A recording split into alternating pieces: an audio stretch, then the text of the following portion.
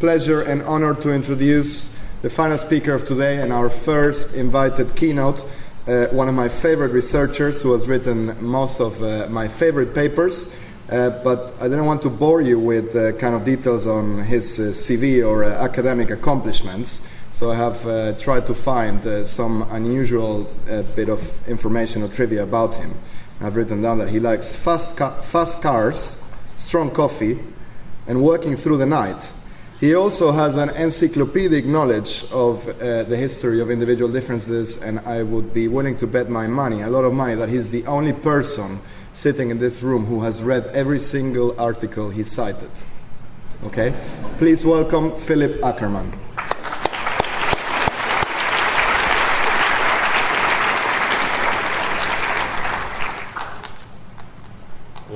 With that kind of introduction, I'm not sure where to go, except to maybe admit that I probably haven't read all those papers that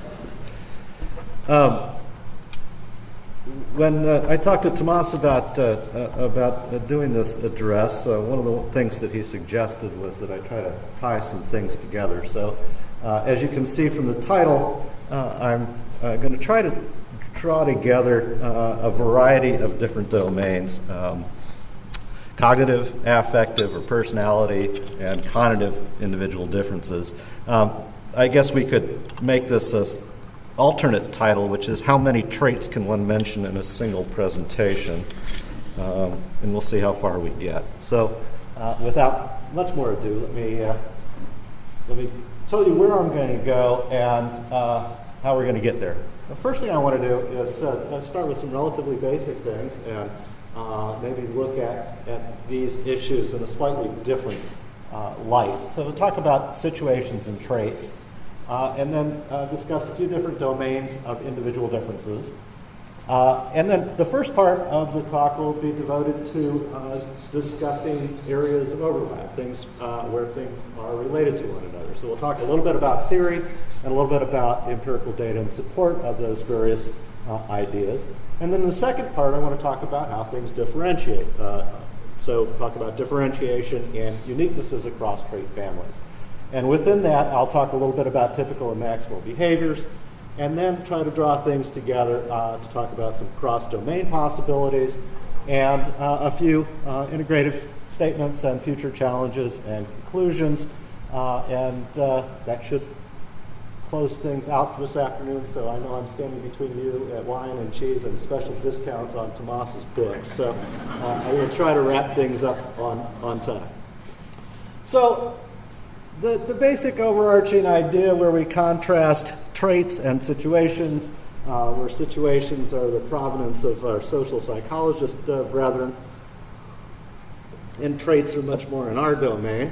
The notion is that if we make a situation strong enough, either a positive situation or a negative situation, people will engage in that particular behavior if they have the requisite abilities or skills, or, in fact, if it's something that they believe they have the requisite abilities or skills. So we can create extremely strong situations. For example, if I were to say, I would give each of you a $10,000 if you left the room right now and ran 1 mile in less than 4 minutes.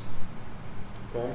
Now the question is, how many of you would do that? The answer is probably relatively few, because one, you know that you probably don't have the requisite abilities or skills. So in that case, the situation is strong, but it doesn't overcome the fact that you don't have the requisite abilities. If instead I said, I'll give you $10,000 if you stand on 1 foot and you hop up and down 10 times, quite a large number of people would be willing to take that particular offer because it's well within the range of abilities and skills that you have, and it's a very strong situation. People like money, especially large amounts. Okay, but the issue is that relatively few situations that one encounters have this kind of environmental press, either positive or negative. Negative, strong situation would be if a mugger requests that you hand over your wallet or your cell phone or your car keys. That's a very strong negative situation. Now, in contrast, we have situations where there's low environmental press. So if we don't have strong situational press, why do people behave in particular ways? Well, the first easy answer to that is that people engage in behavior because that's what they've done in the past.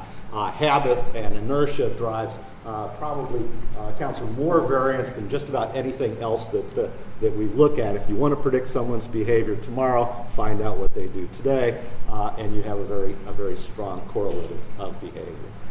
In addition, though, obviously other influences come to play. Motivational traits and interests, personality traits, beliefs in whether one has the requisite abilities or skills to carry out the behavior. All of those things are going to play a role in determining whether or not one engages in a particular behavior and the actual ability that one has for accomplishing that behavior.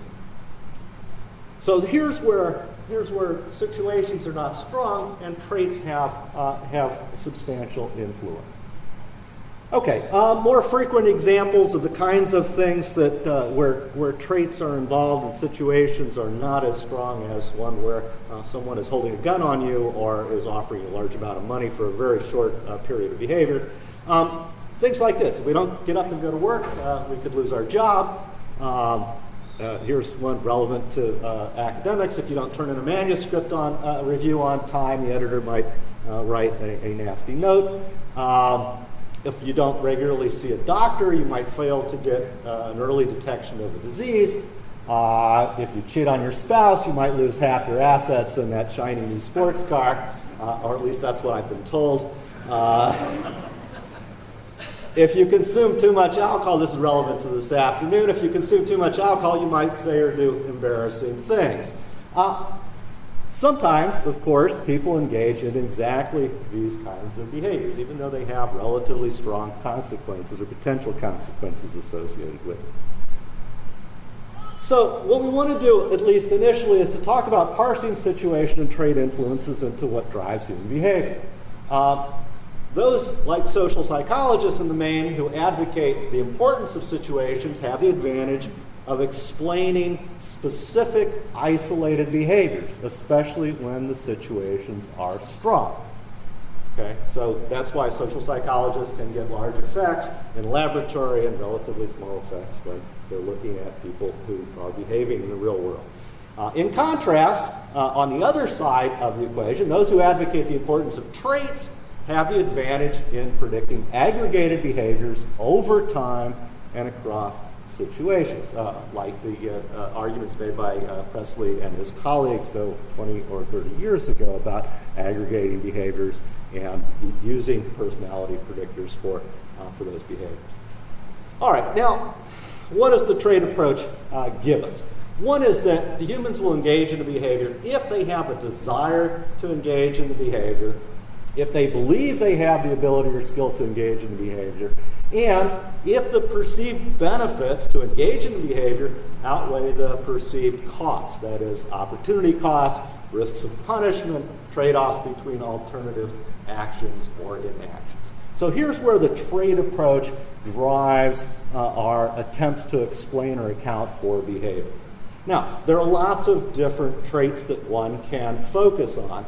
My favorite way of breaking traits down into their requisite components was proposed by J.P. Guilford in 1959, and he suggested that personality is the overarching category and that there are all kinds of different aspects of personality. There's physiology, there's morphology, there's abilities or aptitudes, temperament, which is where personality comes in, but also attitudes, interests, and needs that all make up one's personality. Okay, so in this sense, personality is the overarching idea, and all these other things are components of personality. But that's just one way of approaching breaking up the accounting for individual differences in traits. Another way to look at it is to say, well, how many traits do we need to account for the major sources of individual differences in behavior? Now, I know a lot of you have a particular side that you come down on in this argument. Here's different trait families. We have personality traits or affective traits, interests or conative or motivational traits, abilities, interests as vocational traits, and motivational traits. So we can, and I guess, and there are a few people here who are advocating that one personality trait is probably sufficient, and I haven't listed that. But we might say for the majority of us, 3 or 5 factors, depending on whether you come down on this side of the pond or the other side of the pond, perhaps. The International Personality Item Pool had, at count a couple of years ago, I haven't looked recently, has 269 different scales. Interest, the people in the vocational interest domain have settled on a half a dozen or so major vocational interest themes that were proposed by Holland back in the 50s. Abilities, of course, we have this constant fight between one, like a G, Spearman, or 2, fluid and crystallized intelligence, or Cattell's full range of a dozen or so. Thurstone, Guilford stopped with his posthumous publication of 180 abilities. Motivational traits, Murray has suggested several. Cantor has a model of half a dozen, and so on. So how many traits do we need to actually describe an individual from an overarching or whole person perspective? Well, if it's personality, we can obviously start with ISSID's model, with the Big Five, with Telegans, or if you really wanted to include everything, this was all of the IPIP traits, and you can find your favorite in there. If you believe that that's what it takes to describe an individual personality, you're going to be very busy doing assessments. Abilities, we can do the same kind of thing. We have general intelligence from Spearman. We have Thurstone's 7 primary mental abilities.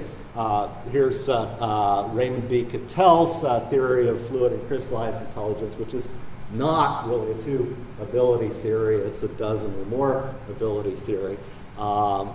And then we have Carroll's analysis of human cognitive abilities, which adds another 70 or 80 major group factors of intellectual abilities, cognitive abilities. Okay, so what does that mean? Then at a minimum, in order to describe an individual's traits, we have probably a minimum of maybe 3 or 5 from personality, 1 ability, half a dozen interest themes, and so on. So we're talking about 16 traits at a minimum. Typically, most people would probably settle on about 30 traits. Maybe we should use a greater number to get a much better description of an individual. But you can see that this gets out of hand very quickly. And this is one of the reasons why a lot of people like the 5-factor model. A lot of people like the Spearman model in those various domains, because they manage to simplify things and, at least in theory, cut down the number of tests that you need to administer in order to predict whatever it is in the behavioral realm that you're interested in. Okay, but I'm going to revisit that in just a minute. Okay, where are we? Okay, I think I went backwards, didn't I? No, that's forwards.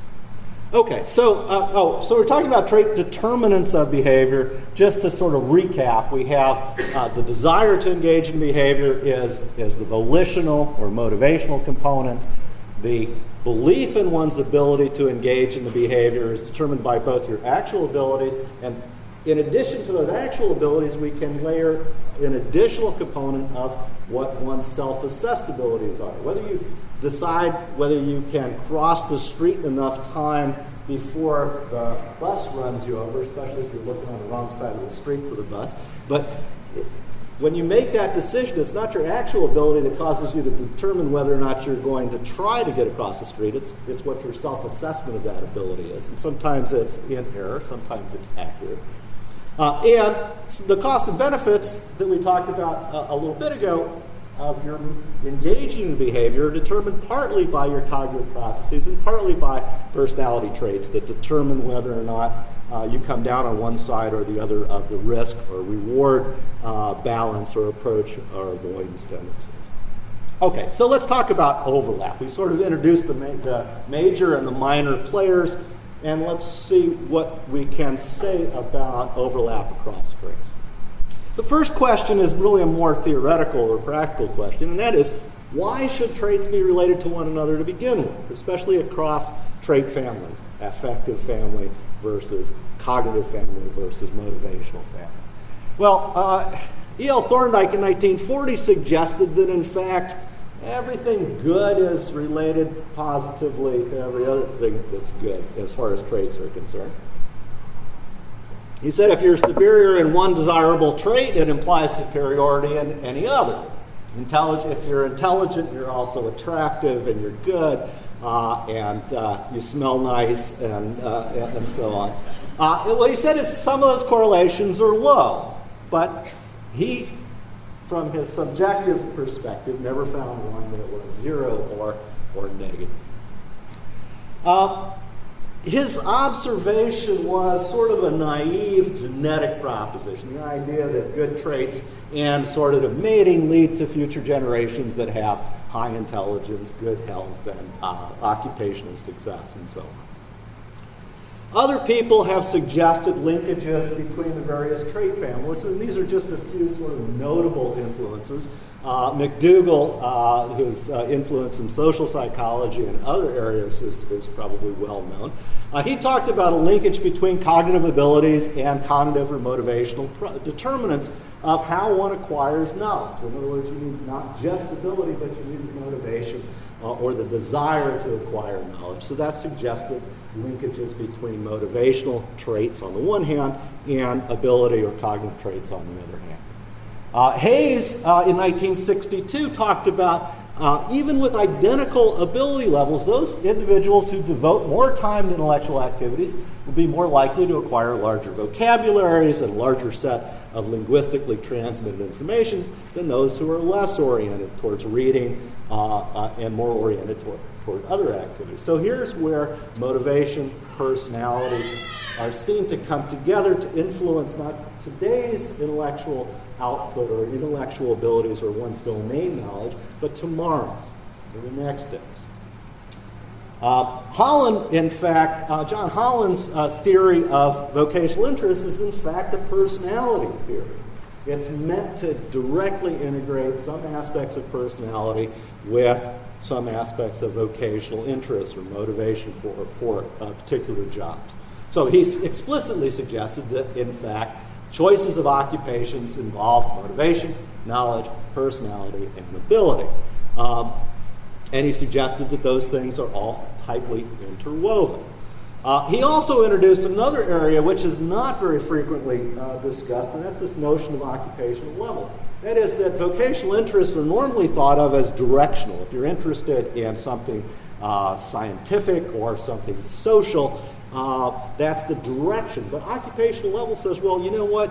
You may want to go into the medical area. You may have interest in sort of realistic interests or investigative interests, but some people are not interested in being a medical doctor. They might be interested in being a medical technician or a nurse or some other supporting role. So the occupational level is the difference between an individual who wants a very highly challenging job in a domain versus one who wants not so challenging job, but in the same domain. And for him, these things are connected to self-evaluation, okay? Self-assessments of one's abilities and one's influence.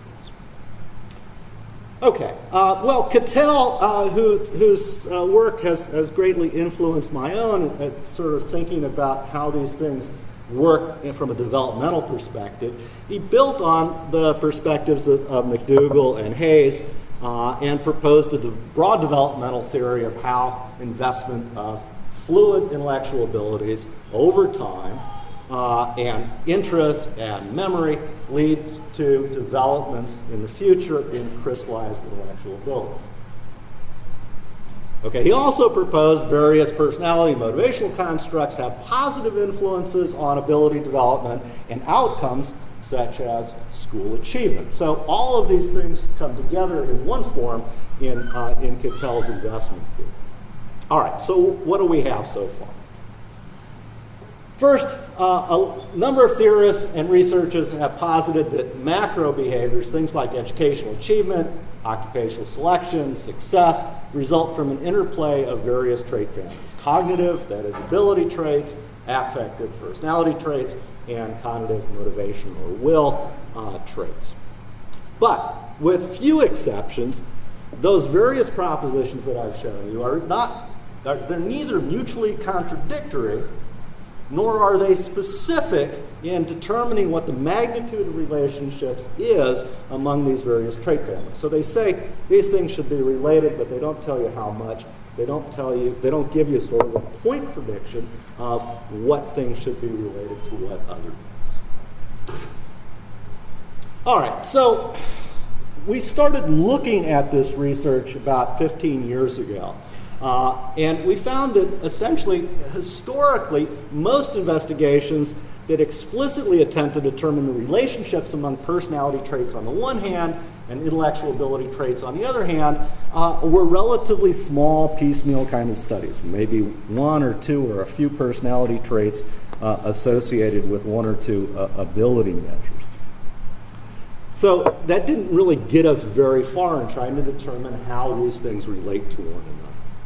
So what we did, Eric Hagstead and I, in the mid-90s, collected as many correlations as we could find that related personality traits on the one hand and intellectual ability traits on the other hand, and gave correlations between them, specifically looking at normal populations. Okay, now before I tell you the results of that and move forward, one of the things I think is really important to point out is a qualification. When we look at comparing personality measures on the one hand with ability measures on the other hand, we have to keep track of how large a slice of behavior we're looking at when we look at these different domains. Okay? Samples of behavior that we get for using self-report tend to be much briefer than samples of behaviors that we get with objective ability measures. In fact, the typical personality or interest scale might have a half a dozen to 20 items, taking maybe 1 to 3 minutes to have the individual complete that particular scale. Now, they might spend an hour on a 5-factor model assessment instrument, but each individual scale, especially when you start breaking it down into facets, we're talking about maybe a minute of thinking from the individual subject or participant. Typical ability test, especially one where one is not trying to do it over the phone or in a drive-by, it is going to take about at least 10 minutes for a very short ability test, an hour for a longer one. If you give an omnibus intelligence test, it might take you 3 hours to administer just to get a nice, robust, global IQ measure.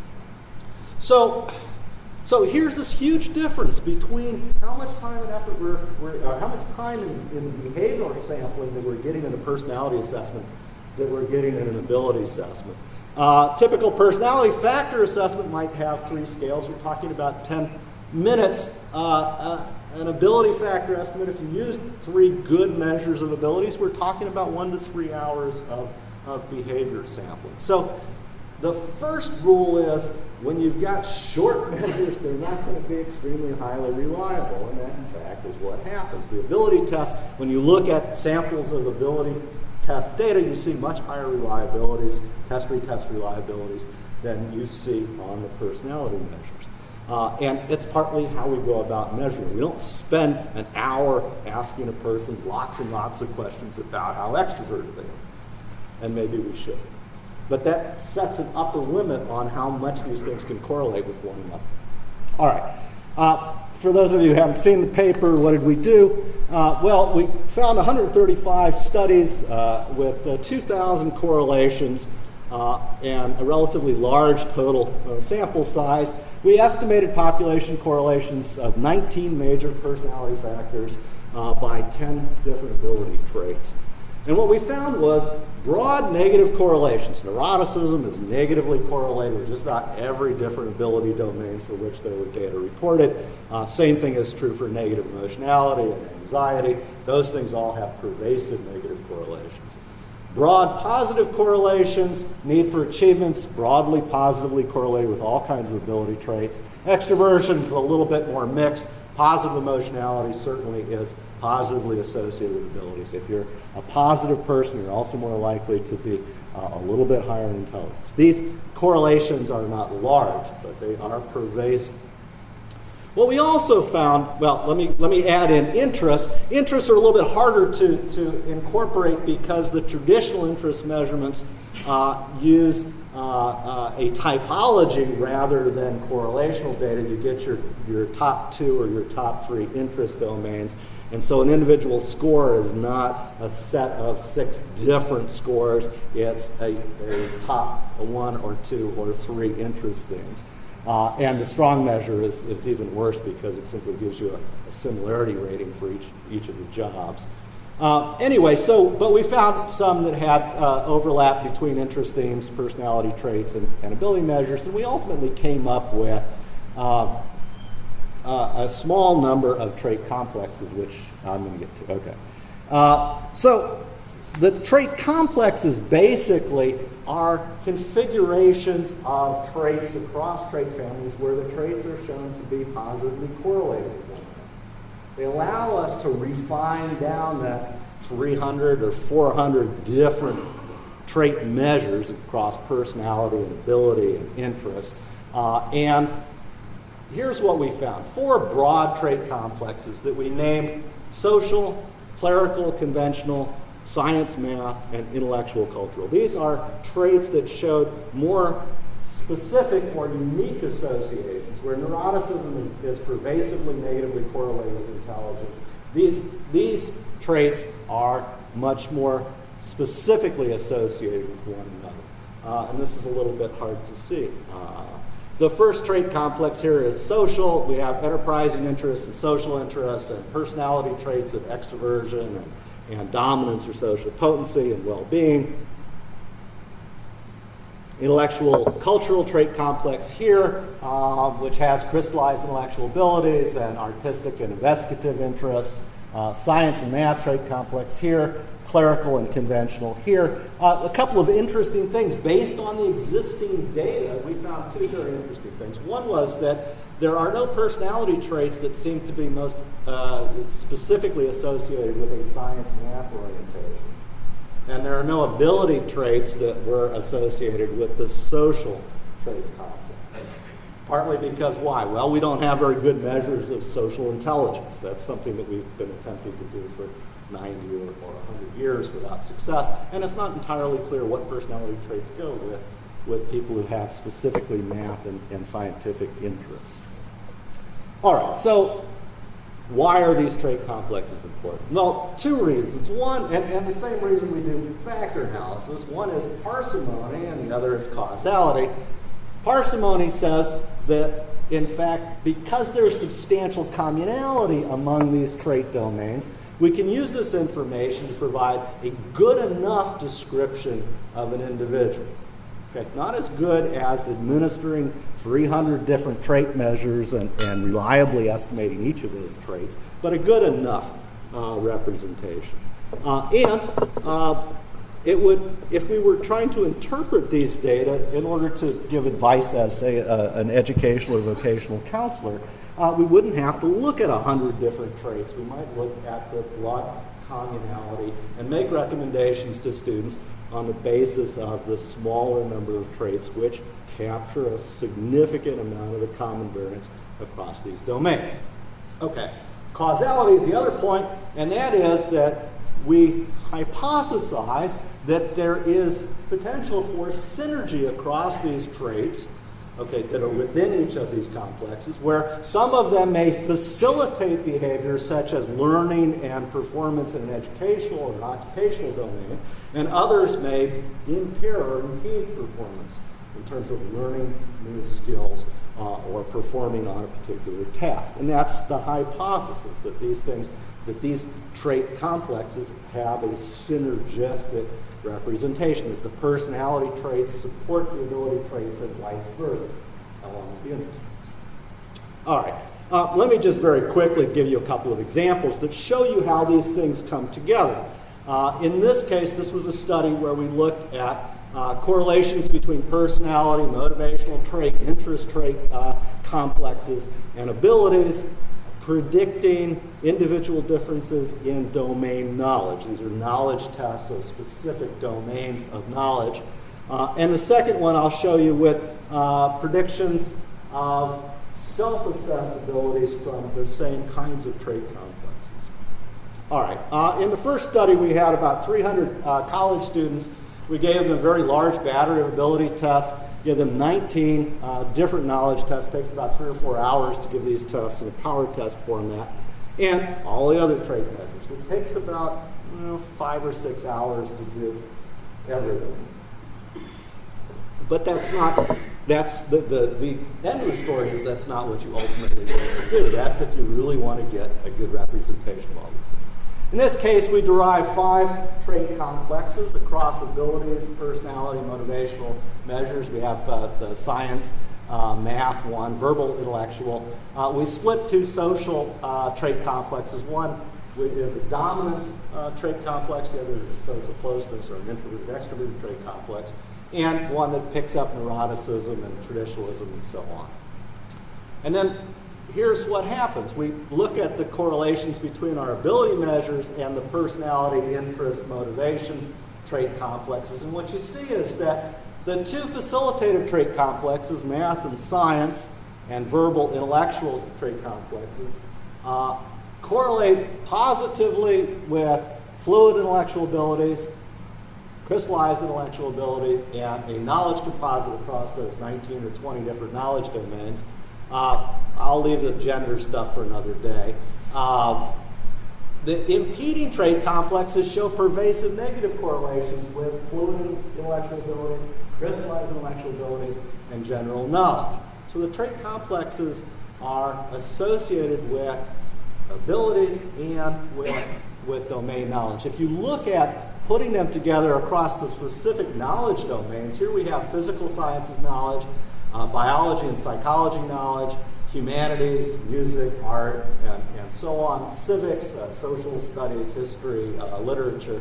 What you find is that the science, math, technology trait complex and the verbal trait complex have both sets of positive correlations with domain knowledge, although slightly different. The science, math, technology trait complex is mostly associated with physical sciences, and the verbal intellectual trait complex is associated with civics knowledge.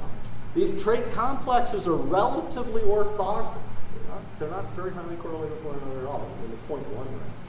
On the other hand, if you're high in social closeness or in social potency or traditionalism, what you find is that there are negative correlations with domain knowledge. So if you are high in social closeness, it means you're out at the party instead of home studying for the test or reading the book. We did this by course major, and what we found was that we looked at self-estimates of knowledge and actual estimates of knowledge. The people who were highest in social potency, as you might expect with the MBA-type students, they had very high ratings of their knowledge, and they turned out to have the lowest domain knowledge of any of the groups. All right, so let me try to summarize the communality part of the talk here. Of this particular study. Fluid and crystallized intelligence and the trait complexes accounted for about 75% of the variance in a general knowledge composite. Personality, motivational, and self-concept had facilitative or impeding relationships with that domain knowledge, depending on what knowledge domain we're looking at. Some domains are more conducive or more associated with some trait complexes than others. All right, the second study I'll briefly go over is we did a few years ago, looking at trait complex predictors of self-assessments of abilities. So what is it that goes into how able or disabled you think you are? In this case, what we find is that here are the trait complexes. These are the self-assessed abilities. And what we find is that if you have high achievement orientation, you have higher self-assessed verbal abilities. If you have high anxiety, you get lower self-assessments of abilities. And if you have math, science, realistic interests, you have higher self-assessments of math and spatial ability. So it shows that you can put these trait complexes together and account for not just individual differences in domain knowledge as an outcome measure, but also account for a substantial amount of variance in how people are assessing their own abilities. Other research has been done in the last 8 or 9 years that has provided support for the trait complex approach and for the content of several of these trait complexes. Work by Staggs used data from Tellegen MPQ measure and the strong interest inventory. Sullivan and Hansen have suggested convergence between strong measures of the EK strong measures of Holland's themes and the NEO PIR.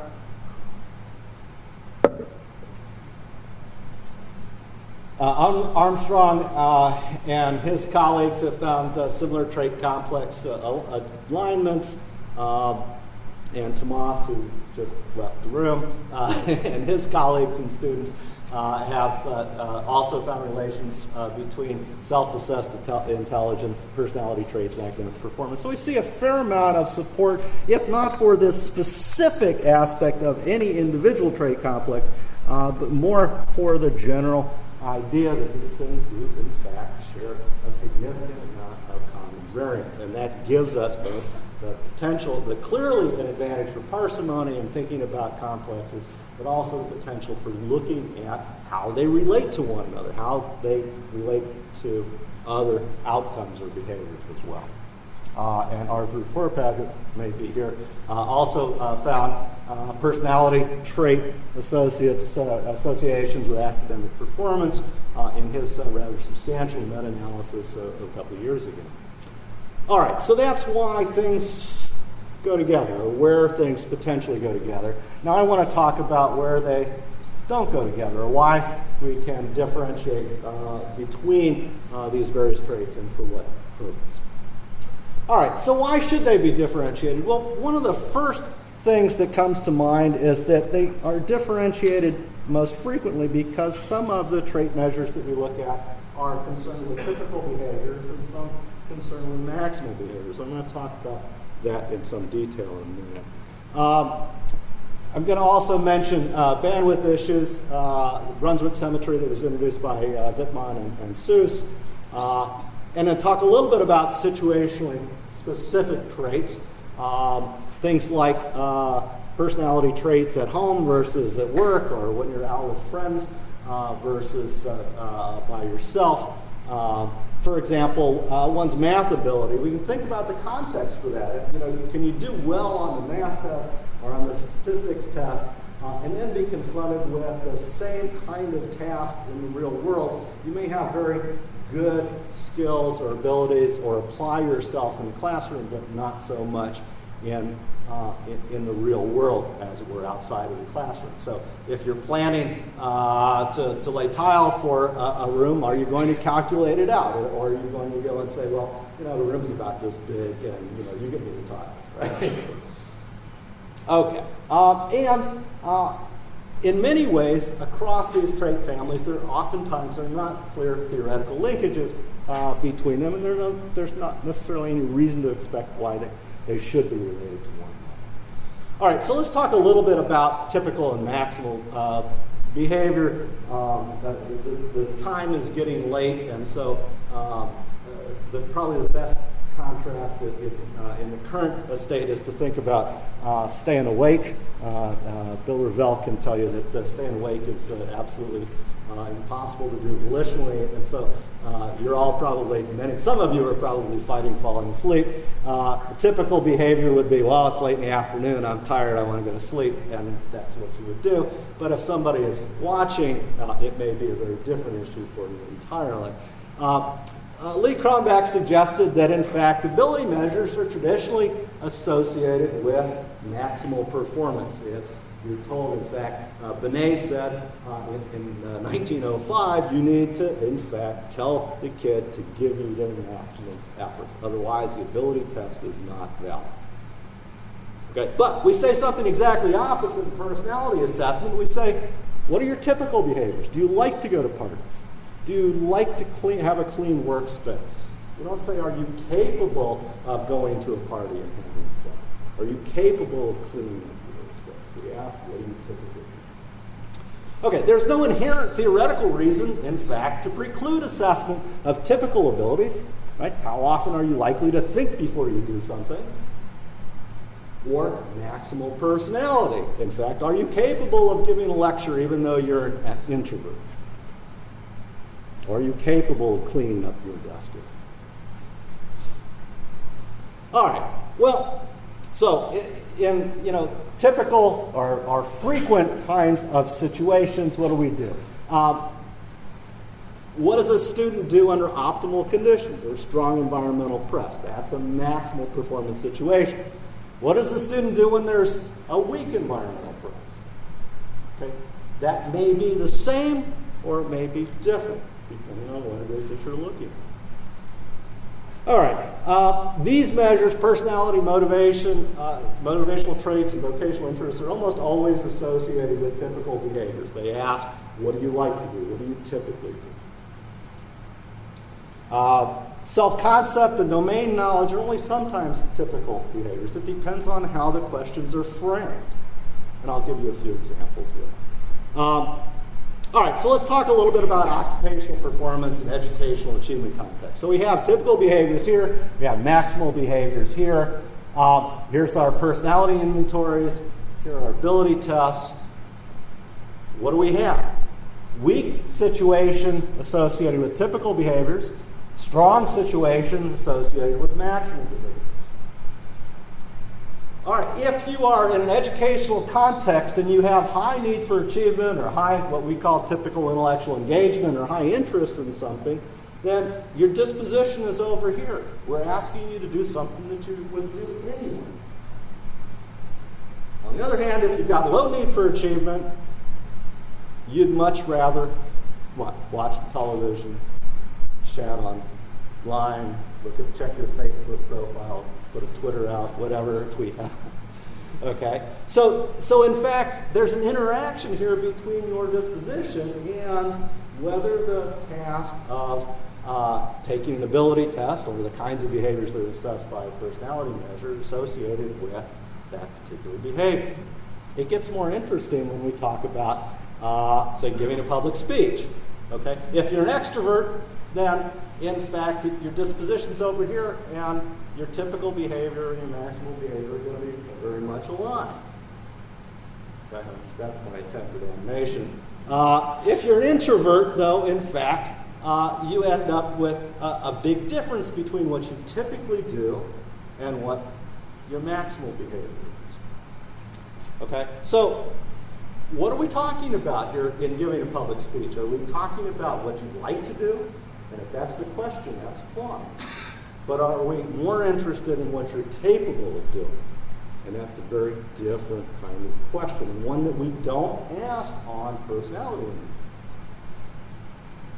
All right, so what about staying home and studying? For introverts, there's a substantial overlap between typical and maximal behaviors. But for extroverts, there's much less overlap between the typical behaviors and the maximal behaviors. Staying home and studying is going to be much more difficult for the extrovert, and it falls into what they're capable of rather than what they typically do. All right, so where do the trait families fit in? Well, domain knowledge, which has been something that I've been interested in for a while, actually it has a nice place between maximal and typical behaviors. One of the reasons why, for example, we use the subject test on the psychology graduate records exam for selection purposes is it's not something that you can simply try hard on during the test the way you can for a math test or a verbal test, because you have to bring to it what you've done over the last several years. That's much more in the typical behavior domain than it is in the maximal behavior domain. Because for graduate students, we're much more interested in what they're going to do over several years of time rather than how well they can perform on a 3-hour test. What about self-concept? Well, it depends on how you ask the question. In fact, if you look at common self-concept questions, some of them ask for typical behaviors. I like to solve math problems. Some of them ask for maximal performance. I perform well on math tests. 2 questions show up on the same instrument measuring self-concept, but they have very different contexts. All right, when we talk about occupational level, the issue that I talked about from Holland, if you've got low occupational level, well, there's a big difference between your typical behaviors and what you may be capable of. But if you have high occupational level, then what you typically like to do is also what you're capable of doing. All right, what about biodata? That's become popular, especially in the applied domains of industrial organizational psychology. Well, if you look at the biodata measures, what do you find? Owens, who started this whole enterprise, asked questions like this. Compared with other students in your high school, how much did you try to achieve to the limits of your ability? That sounds like a maximal behavior.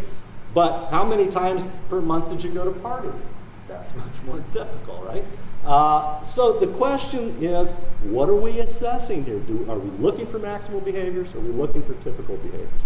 Why should biodata be more related to personality or less related to personality traits? Well, it will depend on whether or not we're looking in the same domain. Behavior indices is something that's come up in the last few decades. Started with some work by Buss and Craig, using an act frequency approach to assessing dispositions. How frequently do you engage in certain kinds of behaviors? Simply count them up. A recent paper by Rothman and Dennison has done something very similar, looking at frequency of behaviors versus valency, which is a more traditional personality approach. It depends on the context implied by the questions. Is it a typical behavior or a maximal behavior? All right, so let me try to tie these things up given the lateness of the hour and close off with some observations and thoughts about where one can go with this. All right, so one major reason to expect diminished relations between abilities on the one hand and traditional measures of personality and interests and so on is that they're aimed at different contexts. And that's sort of what I've been stressing for the last few minutes, that abilities have been associated with maximal performance. Personality, motivation, interests have been associated with typical behaviors. It doesn't have to be that way. Some self-reported assessments, trait assessments especially, blur the line between typical and maximal behaviors. So to the degree that they emphasize one or the other, you can expect larger or smaller relative correlations with other measures of typical behaviors or maximal behaviors. So let's start looking at how these things should relate to one another, simply based on what the questions are that we're asking of our participants. Self-report measures that tend to be more highly correlated with maximal performance oftentimes are asking the same kinds of questions. What are you capable of doing? They're asking maximal performance. Self-efficacy questions don't say, what do you likely to do tomorrow? They ask, do you think you're capable of doing this tomorrow? And so on. Test anxiety questions, are talking about performance and our feelings in a high or maximal performance situation. Okay, so we can talk about expanding our thinking here by talking about, for example, and this one's a favorite of mine, abilities in a typical context. When we talk about typical intellectual engagement, we're looking at an individual's desire to engage in intellectual activities, like attending lectures or learning about things.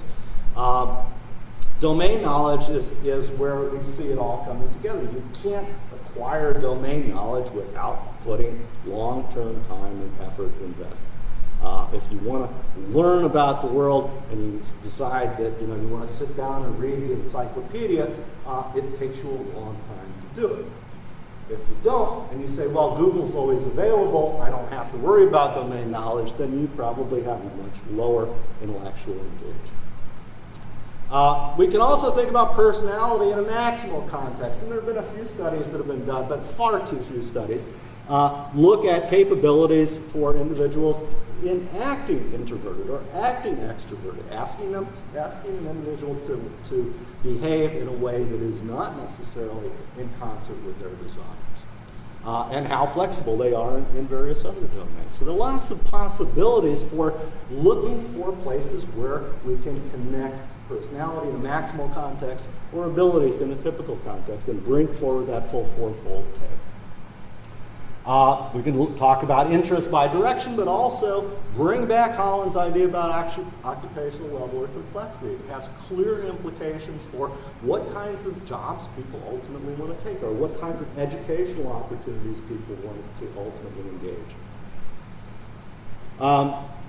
Look at motivational reactivity in situations where we have a variety of levels of situational environmental press, rather than either a strong or an extremely weak environmental press. Clearly, I think we need to look at measures, not just personality measures, but biodata measures, and look to see whether or not, and self-concept measures, to see what are they asking. Are they asking questions about high situational strength or low situational? All right, now it brings us back to a couple of overarching issues. One is that we have to take account of the bandwidth issue, and that is that how broad a trait assessment do you want, and what is it that you're ultimately trying to predict? Okay, Wittmann and Seuss some time ago introduced the concept of Brunswick symmetry, and I think it's important to stress that. When you're looking at cross-domain communalities, you need to think about what's the bandwidth of the measure that you're making assessments. Fluid intelligence, crystallized intelligence, IQ, these are all, at least when properly assessed, and don't get me started about Raven's progressive matrices, have high bandwidth. There's broad assessments. Individual tests, well, I guess I couldn't stop myself, but individual tests tend to have relatively lower bandwidth. Okay? They may have high fidelity, but they have relatively lower bandwidth than an omnibus IQ test, like a Wechsler or Stanford. Five-factor model personality measures tend to have high bandwidth. That's what sort of signifies how they're put together and why they're so robust, partly because they have extremely high bandwidth. Individual personality trait assessments might have high bandwidth or low bandwidth depending on how the measures are designed. Okay, what Wittmann and Seuss suggested is that if this is your criterion space and this is the predictor space, you need to match both the breadth of the predictors with the breadth of the criterion and where they're supposed to be connected. So if you're trying to predict this variable, you're only going to get a slight correlation with this. If you're trying to predict a broad criterion, then you need a set of broad criteria.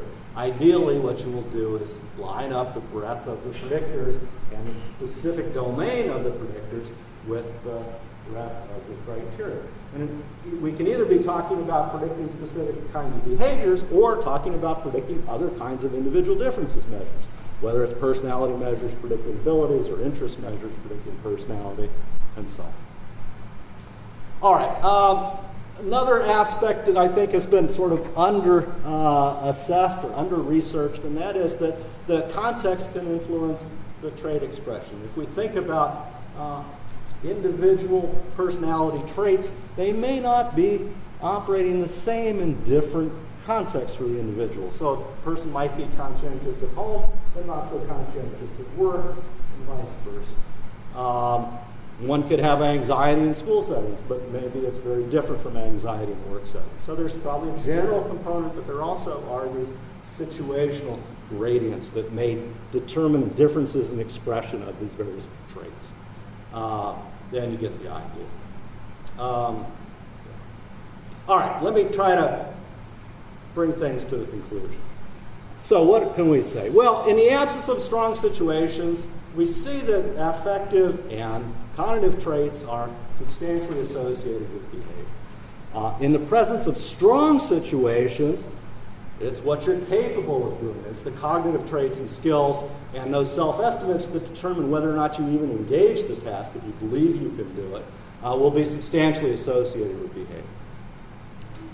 If we want to increase communality across these different trait families, we need to match the typical maximal context across those trait families.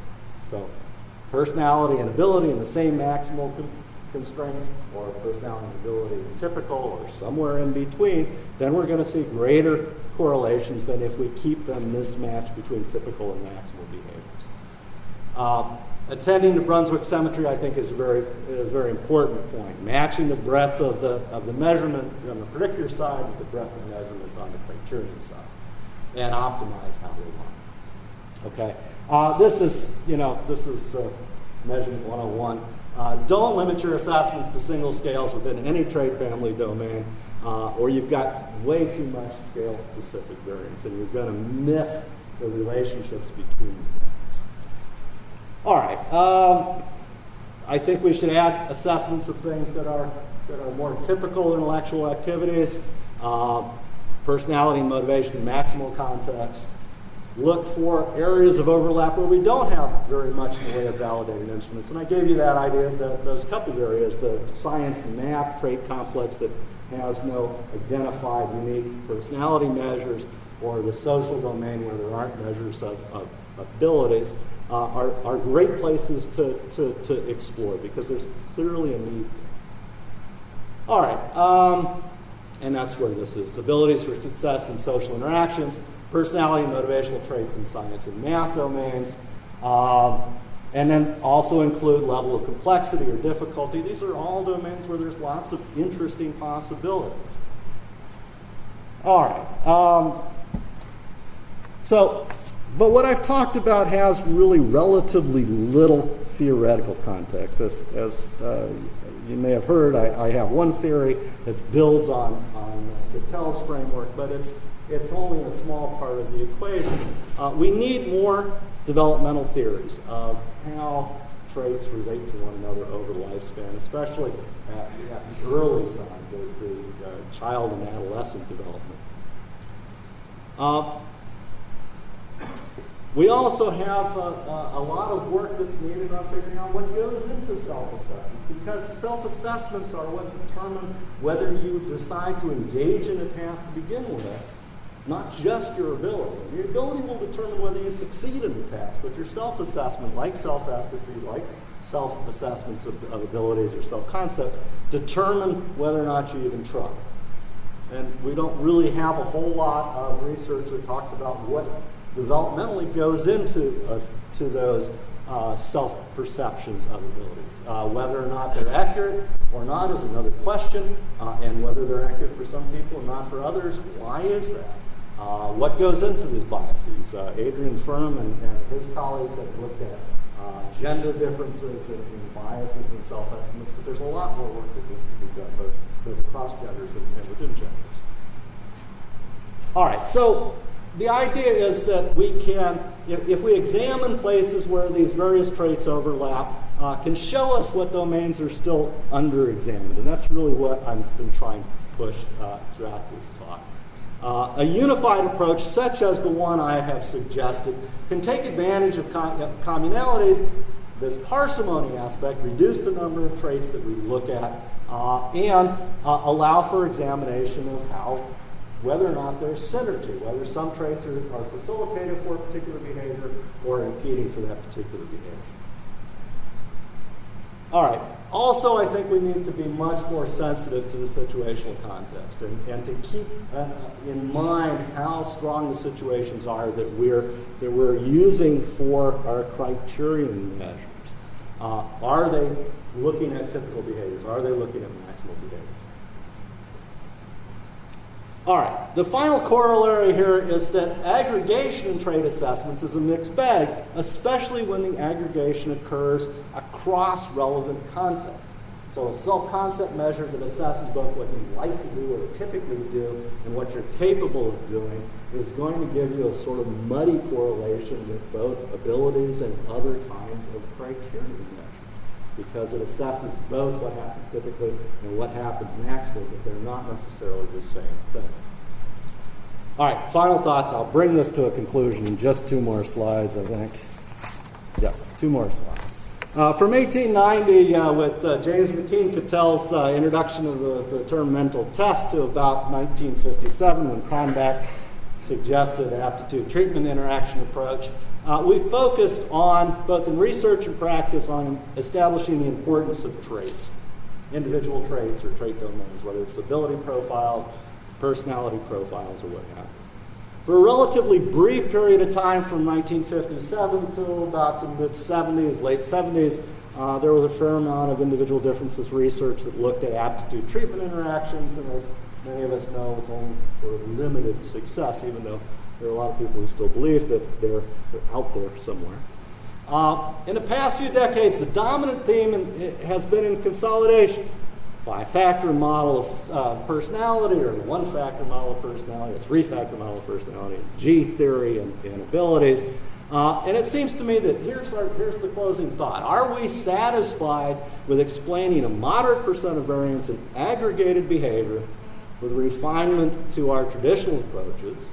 Or are we willing to build and refine approaches that take account of trait communalities on the one hand, synergies on the other, in the hope of better understanding and predicting complex human behaviors?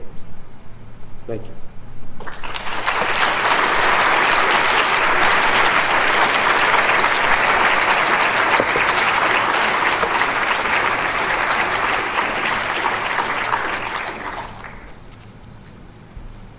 Tomas?